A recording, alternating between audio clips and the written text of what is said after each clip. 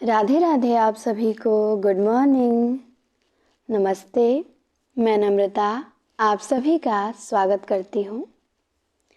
आज हम देखेंगे कन्हैया लाल मिश्र का एक निबंध है आत्मविश्वास, जो कि एमपी टेट वर्ग 2 इकाई 15 में आपका लगा हुआ है। तो हमने बहुत सारी रचनाएं पढ़ा, कुछ रचनाएं और बची हैं। तो आत्मविश्वास, आज हम किसे देखेंगे? आत्मविश्वास को। तो इसमें हम सीखेंगे क्या? इस पाठ को बच्चों को हम पढ़ाएंगे या बच्चे पढ़ेंगे तो इस पाठ से सीखेंगे क्या वो? तो उनमें आत्मविश्वास की भावना का विकास होगा। प्रत्यय और उपसर्ग के बारे में वो जानेंगे। विलोम शब्दों से, हिंदी के मानक शब्दों से बच्चे परिचित होंगे। समास का विग्रह करना जानेंगे, मुहावरे जानेंगे और अपठित गद्यांश पढ़ के समझेंगे भी। तो चलिए, पाठ का परिचय यहाँ पे दिया गया है, तो हम देखते हैं कि पाठ में क्या वर्णन किया गया है। तो पाठ परिचय हम लोग कर लेते हैं। जीवन में सफलता प्राप्त करने का एक शक्तिशाली मंत्र है आत्मविश्वास। हमें अपने जीवन में पग पग पर कठिनाइयों का सामना करना पड़ता है। इस जीवन संग्राम में वही सफल होता है जिसे अपनी शक्ति और अपने प्रयासों पे विश्वास होता है। प्रस्तुत निबंध में निबंधकार ने इतिहास से अनेक उदाहरण देते हुए इसी सत्य को सिद्ध किया है। तो ये आप ही लोगों के लिए शामिल किया गया है कि यदि आपके अंदर आत्मविश्वास है, खुद पे भरोसा है कि हम कर लेंगे, तो आप नौकरी ले लेंगे। इस बार अपनी एक सीट आप तय कर लेंगे। लेकिन विश्वास नहीं है, आप लगातार डर रहे हैं, लगातार आप देखिए, डर एक स्वाभाविक होता है परीक्षा का कि हमको डर है। लेकिन एक डर होता है कि, और डरता भी वही है जो पढ़ता है, क्योंकि जो पढ़ेगा नहीं उसे डर लगेगा ही नहीं, थोड़ा भी डर नहीं लगेगा, क्योंकि वो पढ़ ही नहीं रहा है। लेकिन एकदम जो डरे सहमे रहते हैं, बिल्कुल 1% भी अपने पे विश्वास ही नहीं रहता है। नहीं, विश्वास रखिए कि हमसे अधिक मेहनत कोई नहीं करेगा, हम सबसे अधिक मेहनत करेंगे और हम रिजल्ट भी बनाएंगे। और चुपचाप पढ़ते रहिए। तो अपने ऊपर विश्वास होना चाहिए कि हम फेल होने के लिए थोड़े बने हैं, हम मेहनत करेंगे, रिजल्ट बनाएंगे। तो उसी आत्मविश्वास के बारे में आज हम पढ़ेंगे। तो आप लोग भी ध्यान दें कि सफलता प्राप्त करने का एक ही शक्तिशाली मंत्र है। वो मंत्र क्या है? आत्मविश्वास। देखते हैं, आगे देखिए। शुरू करते हैं। कन्हैया लाल मिश्र प्रभाकर जी का ये निबंध है। तो शुरू होता है, बाली से कौन लड़ सकता है महाराज? तो फिर उत्तर आता है, क्यों, ऐसी उसमें क्या बात है? महाराज, उसे ऐसा वरदान प्राप्त है कि जो उसके सामने आता है उसकी आधी ताकत उसमें आ जाती है और वह उसे आसानी से पछाड़ देता है। सुग्रीव ने राम से अपने भाई बाली के संबंध में ये बात कही थी। तो ये बात कौन कहा था? तो सुग्रीव ने कहा था बाली के बारे में भगवान राम से कि बाली से कौन लड़ सकता है महाराज? तो राम कहते हैं कि उसमें ऐसी कौन सी बात है? तो फिर बताते हैं सुग्रीव कि उसे ऐसा वरदान प्राप्त है कि उसके सामने जो आता है उसकी आधी शक्ति उसके पास चली जाती है। सुग्रीव ने राम से अपने भाई बाली के संबंध में ये बात कही थी और दूसरे के सामने वाले की आधी ताकत अपने में खींचने की शक्ति का जो वरदान बाली को प्राप्त था वो हम सबको भी प्राप्त है। ये भगवान राम कहते हैं कि दूसरों से जो उसकी आधी ताकत छीनने का ये वरदान है वो केवल बाली को नहीं, वो हम सबको भी प्राप्त है। लेकिन हम लोग उसका उपयोग नहीं करते हैं, इसीलिए विरोधी हमें पीटते रहे हैं और हम उस पीटने को अनिवार्य समझ के पीटते रहे।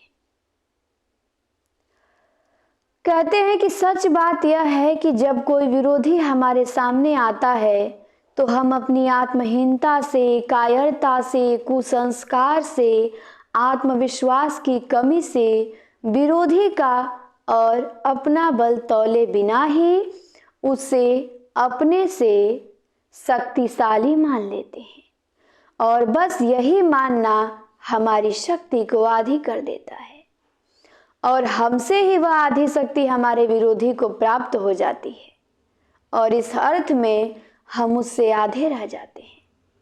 हम में आत्मविश्वास हो तो हम विरोधी को आत्महीन कर सकते हैं, उसकी आधी शक्ति अपने में ले सकते हैं। यहाँ पे भगवान राम कहते हैं सुग्रीव से कि अपने दुश्मन को कौन मजबूत बनाता है? हम खुद बनाते हैं। हम बिना जाने कि उसके अंदर कितनी शक्ति है, हमारे अंदर कितनी शक्ति है, हम पहले डर जाते हैं। कायरता से, भय से, डर से, एकदम कुसंस्कार से, आत्मविश्वास की कमी से हम अपनी खुद आधी शक्ति उसको दे देते हैं, हमारे पसीने छूटने लगते हैं। तो आप ऐसे ही कमजोर हो गए। वहां पे आपको कमजोर थोड़ी होना है, आपको अपनी शक्ति भी तो पहचाननी है कि हम क्यों कमजोर रहेंगे। जैसे आप इंसान हैं वैसे हम इंसान हैं। अब आप सोचेंगे कि हम नौकरी नहीं ले पाएंगे। हम क्यों नहीं ले पाएंगे? नौकरी इंसान ही तो लेता है। सीटें आपके जैसे, हमारे जैसे बच्चे ही भरते हैं। भगवान तो आके स्वर्ग से सीटें हमारी भरते नहीं हैं। तो फिर जब कोई बच्चा ले सकता है तो हम क्यों नहीं ले सकते हैं? वो मेहनत करके लिया, हम भी मेहनत करके लेंगे। हम कम थोड़ी ना मेहनत करेंगे, हमारे पास कम शक्ति थोड़े है।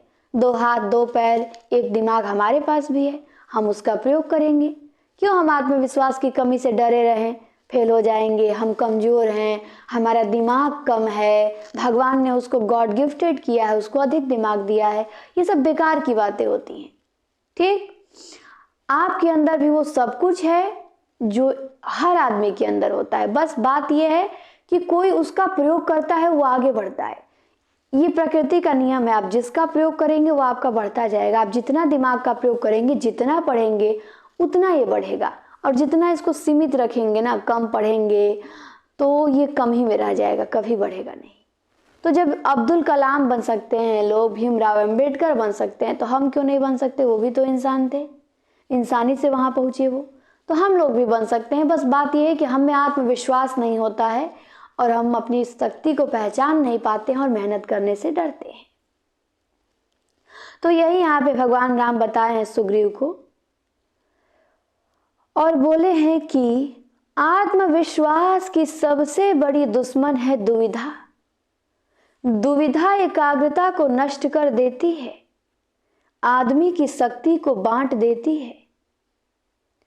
आधा इधर और आधा उधर, बस इसी तरह आदमी खंडित हो जाता है। मेरे एक मित्र अपनी पत्नी के साथ जंगल में एक पेड़ के नीचे बैठ के बातें कर रहे थे। बातें करते करते उनकी पत्नी सो गई और वे उपन्यास पढ़ने लगे। अचानक उन्हें लगा कि सामने से भेड़िया चला आ रहा है उन्हीं की तरफ, और भेड़िया एक खूंखार जानवर। ये सोच के वो इतना घबरा गए कि पत्नी को सोता छोड़कर ही भाग खड़े हुए। और भाग्य से जैसे ही वो भागे, कुछ ही दूर उन्हें एक बंदूकधारी सज्जन मिल गए। वे उनके पैरों पे गिर पड़े और बोले, मेरी पत्नी को बचाइए, भेड़िया उसे खा जाएगा। वे गिड़गिड़ाने लगे। शिकारी दौड़ा दौड़ा उनके साथ पेड़ के पास आया तो उनकी पत्नी यथापूर्व पहले के जैसे ही अपना आराम से सो रही थी और भेड़िया उसके पास रखी टोकरी में मुंह डाल के पूड़िया खा रहा था। तो कहता है शिकारी, बंदूक साधते हुए पूछता है, कहाँ है भेड़िया, कहाँ है? तो वो कांपते हुए बोले, वह है सामने। शिकारी बहुत जोर से हंस पड़ा और बोला, भले मानस, वह तो बेचारा कुत्ता है। क्या बात हुई?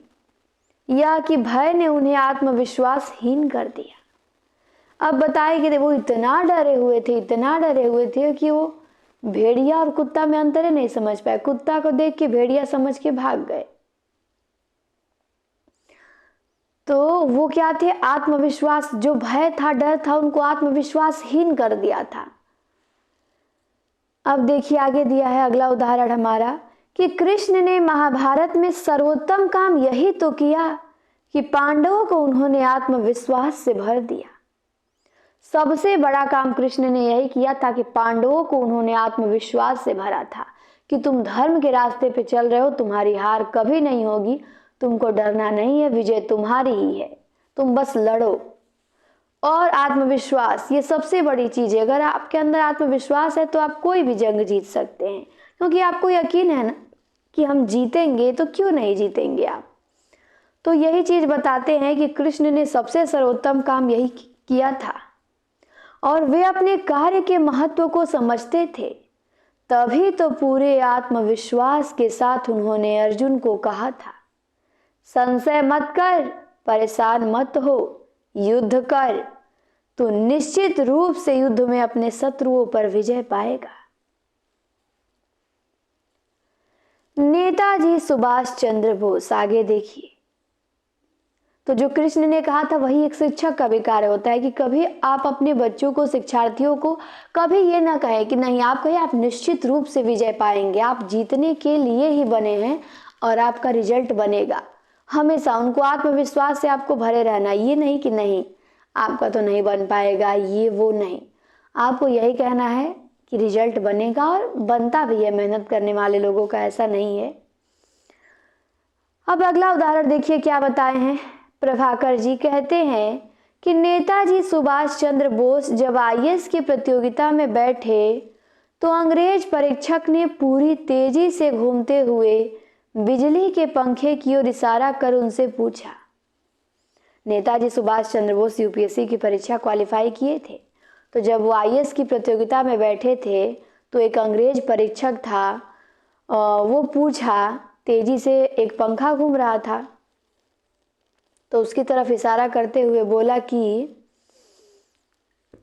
क्या इसकी पंखुड़ियां गिनी जा सकती हैं?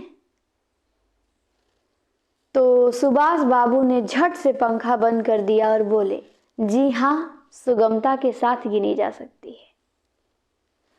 अब इस पे परीक्षक प्रसन्न हो गया, परंतु उसने उन्हें एक बार और कसौटी पे कसा। उसने अपनी अंगूठी उनके पास रख के पूछा, क्या इसमें से सुभाष चंद्र बोस पास हो सकता है? सुभाष बाबू ने अपने नाम का विजिटिंग कार्ड मोड़ के उसमें से पास करते हुए कहा, जी बिल्कुल इस तरह। और यह है अटूट आत्मविश्वास।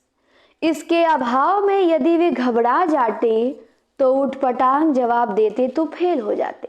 अगर वो घबरा जाते, अरे ये क्या पूछ लिया गया मुझसे, मैंने तो पढ़ा ही नहीं। आप में कॉन्फिडेंस होना चाहिए, बिल्कुल दिमाग आपका टिट फॉर टेट काम करना चाहिए तुरंत, और विश्वास होना चाहिए कि बिल्कुल हम पास नहीं होंगे तो होगा कौन पास। अब ये नहीं कि दिन भर सोए पढ़े लिखे नहीं, कहेंगे कि नहीं हम तो पास होंगे। मेहनत करिए, मेहनत करने के बाद ये विश्वास आता है। जब आप सबसे अधिक पढ़ेंगे, दिन भर पढ़ाई में लगे रहेंगे, सब चीज़ें आप छोड़े हुए हैं पढ़ाई के पीछे, तो ये विश्वास अपने आप आ जाता है। लेकिन वही फिल्म देख रहे हैं, घूम रहे हैं, उसके बाद 1-2 घंटा पढ़ के कोरम पूरा कर लिए और उसके बाद कहें कि मेरा नहीं होगा रिजल्ट, तो किसका होगा? तो फेल होंगे ही आप। तो सुभाष चंद्र बोस का ये विश्वास था।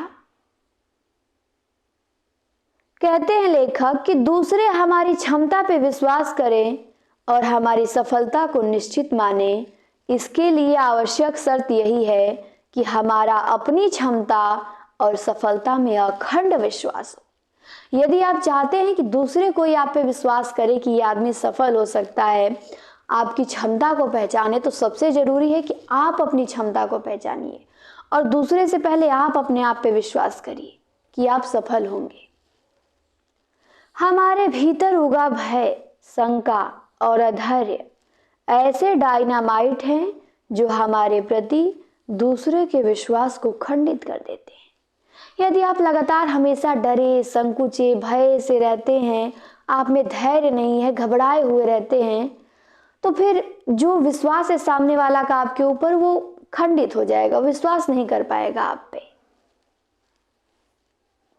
आगे देखिए, कहते हैं कि हमारे विद्यालय में जो नगर से दूर जंगल में था, 14 वर्ष का एक बालक अपने घर से अकेला पढ़ने आया करता था।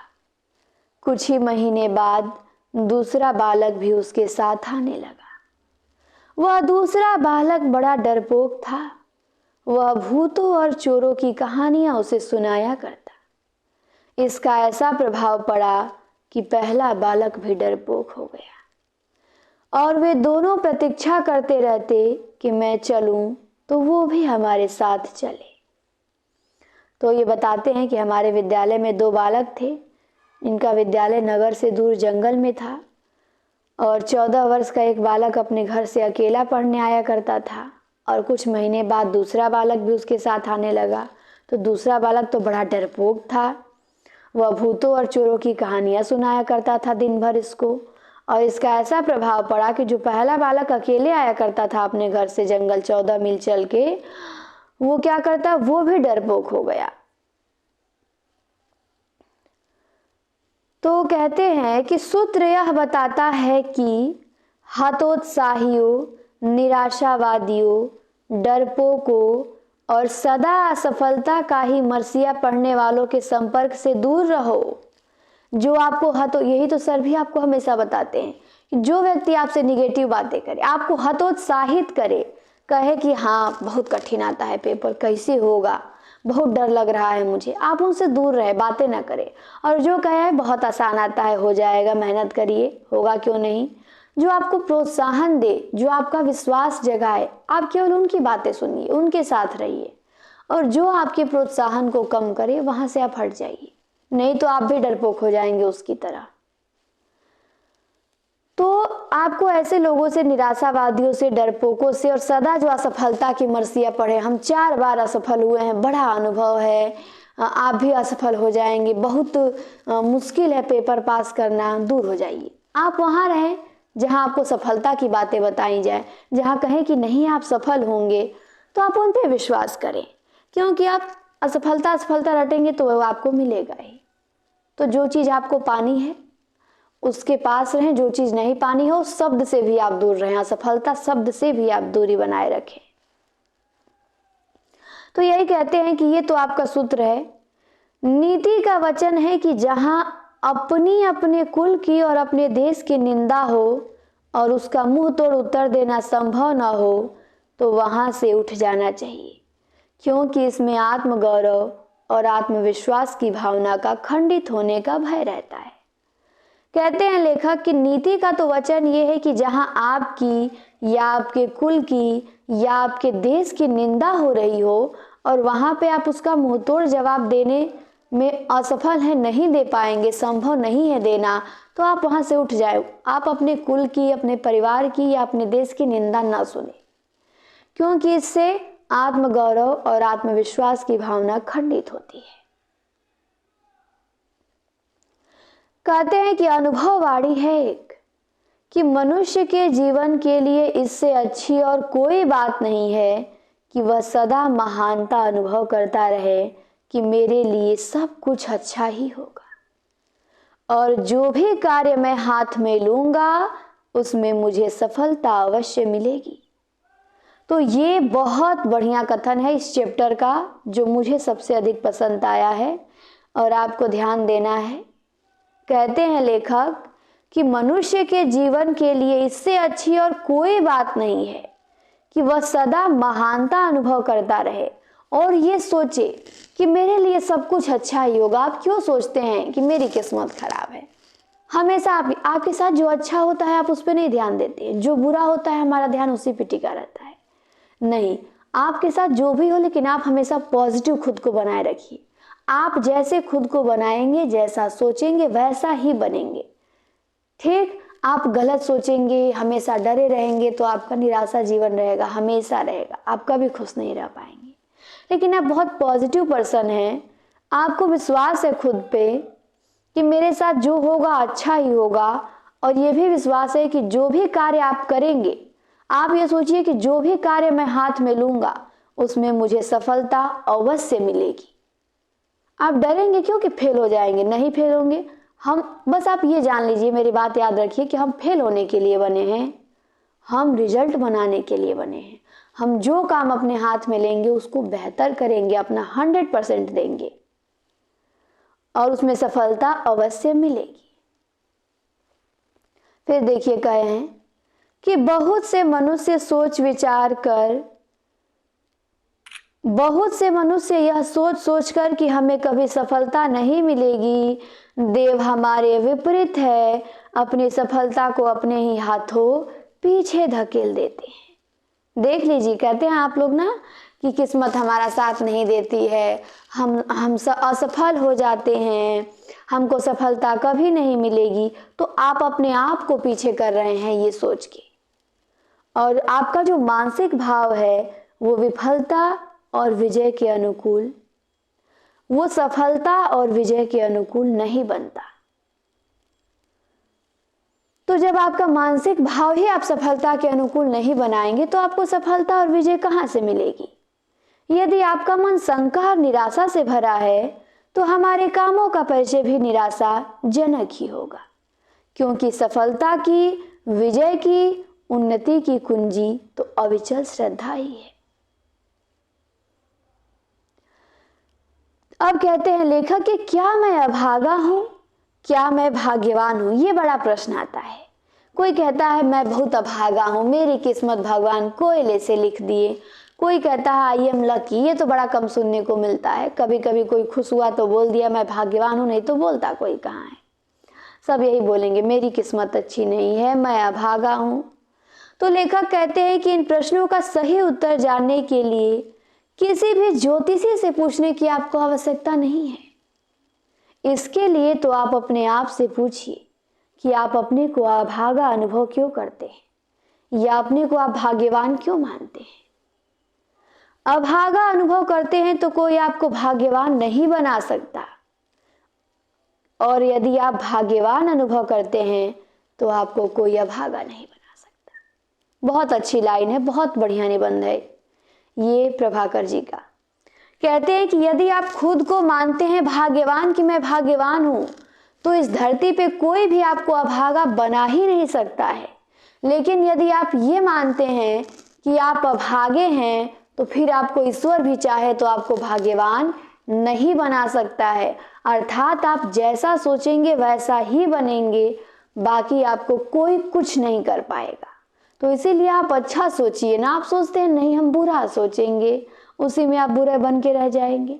अच्छा सोचिए, हमेशा पॉजिटिव, निगेटिव कभी नहीं। आप कहते हैं मैम ये याद नहीं होता, मैम बहुत तो है कैसे याद होगा। अरे याद क्यों नहीं होगा, आप सोचिए तो पहले, भले याद होना हो। सोचिए 5000 प्रश्न हम एक दिन में याद करने की क्षमता रखते हैं। पहले आपने सोचा तो, बहुत लोग तो सोच ही नहीं पा रहे हैं। भले याद हो चाहे ना हो, बात की बात है। 5000 सोचेंगे, 1000 याद होगा, पर कुछ तो आपने किया। तो हमेशा बड़ा सोचिए और अच्छा सोचिए और पॉजिटिव सोचिए, और ये सोचिए कि इस धरती पे जितने भी काम बनाए गए हैं वो सब हम कर सकते हैं। ऐसा कोई काम नहीं है जो हमारे बस की बात नहीं है। कहते हैं लेखक कि अपने मन को सफलता, विजय, सौभाग्य और श्रेष्ठता के विचारों और भावनाओं से सदा भरपूर रखिए, और सफलता, विजय, सौभाग्य और श्रेष्ठता की ओर आगे बढ़ते रहिए। जीवन में उतार भी है और चढ़ाव भी है, दुख सुख दोनों आते रहते हैं। और जो लोग हमेशा उतार की ही बातें सोचते हैं, जो हमेशा दुख की बातें सोचते हैं, उनके साथ जो अच्छा हो वो नहीं सोचेंगे। वे उन लोगों की तरह हैं जो कूड़ा घरों के पास कुर्सी बिछाकर बैठ जाते हैं और शहर की गंदगी को गाली देते हैं। तो आपके जीवन में देखिए उतार चढ़ाव सबके जीवन में आता है। ऐसा कभी नहीं होता है कि केवल आपके जीवन में दुख ही दुख है, और ऐसा भी कभी नहीं होगा कि आपके जीवन में केवल सुख ही सुख है। ये दोनों जीवन के पहलू हैं, हमें दोनों को खुशी खुशी स्वीकार करना होता है।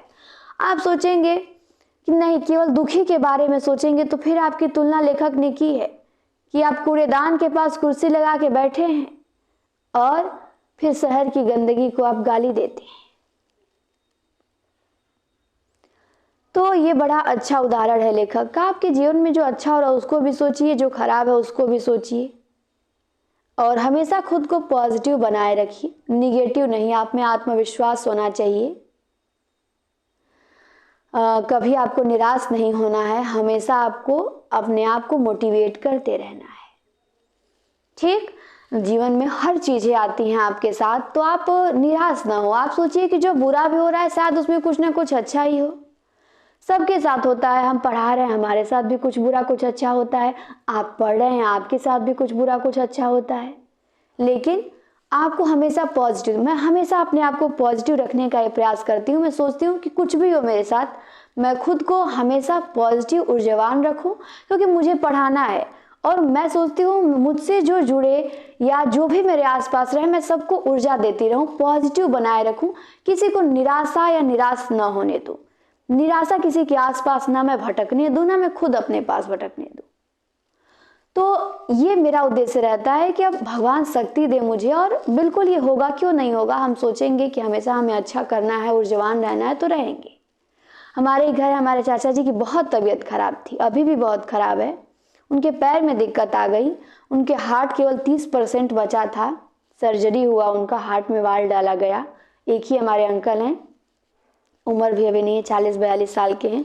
उनके पैर में दिक्कत थी, उनका पैर काट दिया गया, 20-25 लाख रुपया लगे, बहुत उनकी तबीयत खराब है। उसके बाद भी मैं बहुत निराशा भी होता था, मतलब दुख होता था, ये वो परेशान। लेकिन मैंने कभी सोचा क्लास नहीं बंद करेंगे, अपने काम में आपको लीन रहना है। आपको ये कभी नहीं कि दुखी हो गए, एकदम जीवन में अंधेरा सा छा गया, उसे मिलने भी गए, मिलने भी जाना है, और दुख तो रहता ही है। लेकिन आप पॉजिटिव सोचिए। अब हम ये सोच के खुश हैं, चलिए उनकी जान तो बच गई, जीवन भर भी वो रहेंगे तो हम सब उनकी सेवा करेंगे। उनके बच्चे इसीलिए तो हैं कि उनकी सेवा करेंगे, पर वो हैं तो मैं अपने घर में सभी को यही ऊर्जा देती रहती हूँ, सोच सोच के। सब लोग निराश होते हैं, रोते हैं, कभी दादी रोती हैं, कभी मम्मी, कभी पापा, सब परेशान होते हैं कि उनका पैर कट गया। बहुत अच्छे थे, दौड़ते थे, बहुत फिट भी थे वो, अभी उनका पैर ही नहीं है। तो जो भी फ़ोन करता है, मैं पूरे परिवार को यही बात समझाती हूँ कि आप क्या चाहते हैं, आपको उनकी जान प्यारी है कि उनका पैर प्यारा था। तो फिर सब लोग कहते हैं कि नहीं, उनकी जान प्यारी है। और नहीं तो फिर जो उनको देखने जाता है रोने लगता है कि जो इंसान दौड़ता था आज उसका पैर ही नहीं है, बिना पैर के वो पड़े हैं। और मेरी भी हिम्मत नहीं थी कि उनको मैं जाके देखूं उस स्थिति में। फिर भी सब लोग जाते थे, उनसे रोते थे, मिलते थे। मैंने सोचा कि मैं जाऊंगी तो हंसते हुए उनसे मिलूंगी, और बिल्कुल उनको यह एहसास नहीं होने दूंगी कि उनको कोई बड़ी बीमारी है या उनको कोई दुख है जीवन में। कुछ नहीं, आप कभी भी निराश ना हो, आप हर चीज में अच्छाई खोजिए, क्योंकि जो बुरा होना था वो तो होगा ही। कुछ अच्छा भी आपके साथ हुआ, जैसे अच्छा हुआ कि अब हमारे बीच तो वो हैं, तो बस इससे अच्छा क्या हो सकता है। अब जो होना था वो तो हो गया। बीमारी आएगी तो कुछ बीमारियां होती हैं जो बहुत बड़ी होती हैं, आपका नुकसान करके जाती हैं, पर जाते जाते ये है कि चलिए आदमी बचा रहे, आदमी से बढ़ के कुछ नहीं है, जान से बढ़ के कुछ नहीं है। अब वो ना रहते उससे तो अच्छा है कि चलिए पैर नहीं है लेकिन वो तो हैं हमारे बीच, पैर तो लग जाएगा, लगता है दूसरा पैर। तो आपको भी हमेशा पॉजिटिव रहना है। और कभी पेपर की बात ये देखिए, फेल होने से आपको नहीं डरना है, रिजल्ट बनाने से नहीं डरना है।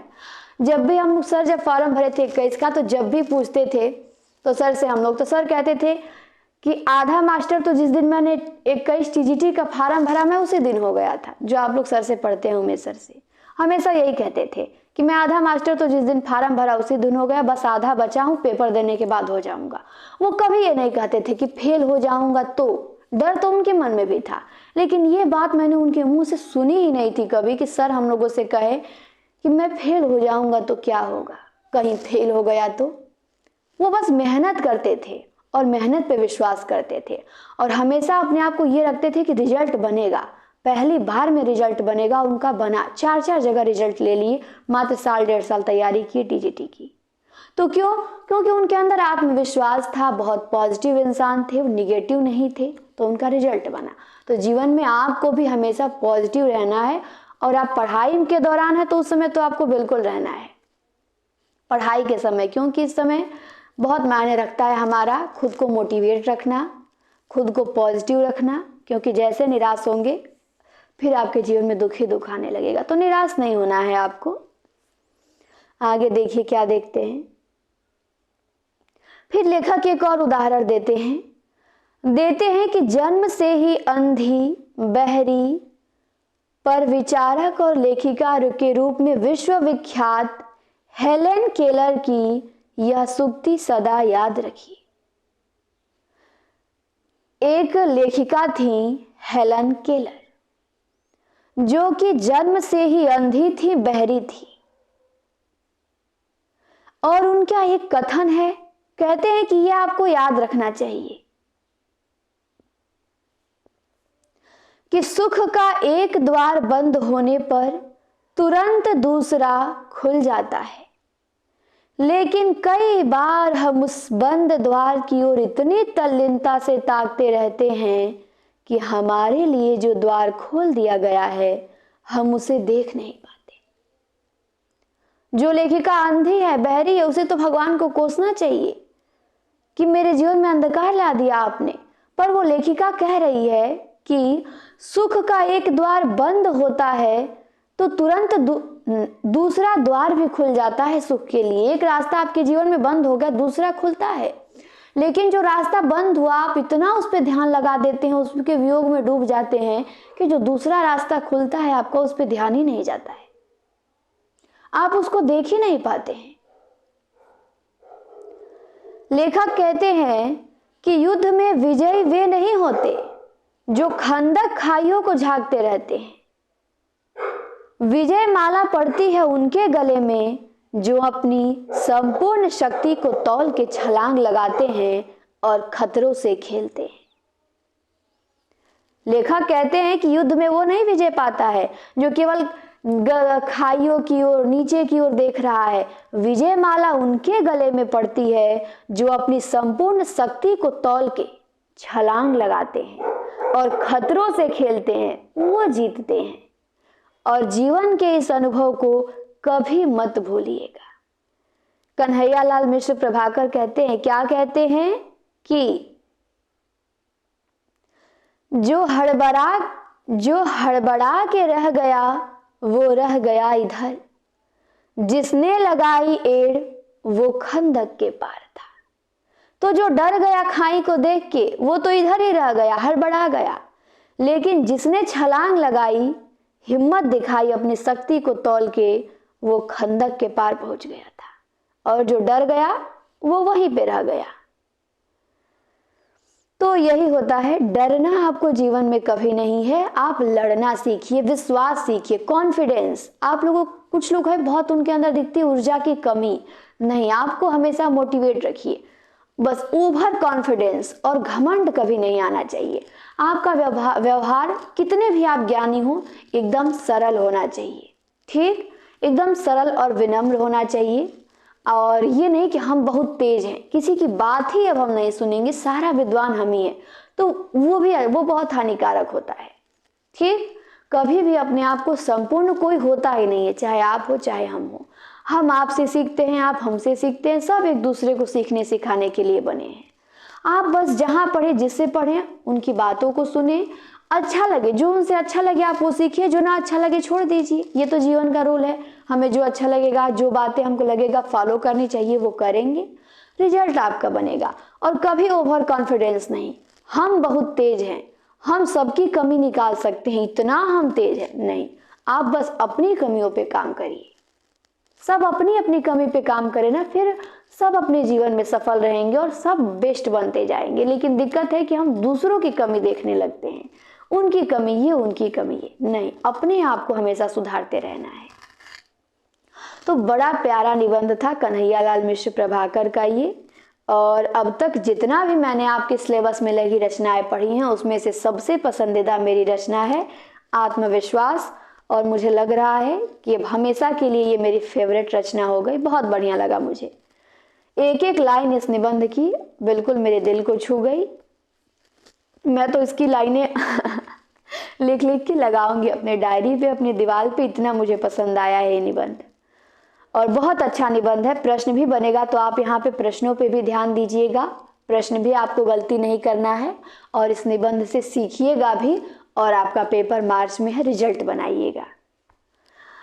तो जितना समय मिला है उसका उपयोग करें। क्लास कैसी लगी आप लोग कमेंट में जरूर बताएंगे, और लाइक करें, सभी के यहाँ शेयर कीजिए। पहली बार हमारे साथ जुड़े हों चैनल को सब्सक्राइब करें। धन्यवाद।